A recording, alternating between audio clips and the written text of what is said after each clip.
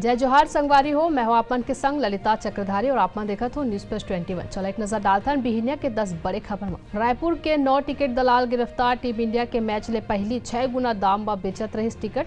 66 ticket के करे गई जब्ती। पीएम मोदी दिल्ली में डीजीपी आईजीपी के एनुअल कॉन्फ्रेंस के आज कर ही अध्यक्षता। भारत और न्यूजीलैंड के बीच वनडे सीरीज के आज खेले जाही दूसरा मुकाबला।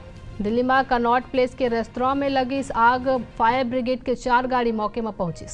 कांग्रेस अब बिहार में राजनीतिक मामला के कमेटी के करिस गठन। भारतीय कुश्ती संघ खेल मंत्रालय ला भेजिस जवाब के कॉपी। जैकलिन फर्नांडिस के खिलाफ नोरा फतेही के मानहानि शिकायत पर कोर्ट में आज होगी सुनवाई।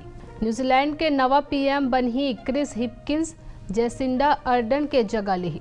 बेंगलुरु में जेपी नड्डा आज ले शुरू कर ही बीजेपी के विजय संकल्प अभियान। आरएसएस चीफ मोहन भागवत 5 जनवरी के 5 दिवसीय दौरा में जाही रायपुर। ऐसे तमाम बड़े जानकारी पर देखते रहो न्यूज प्लस 21 आप मन के हक की बात।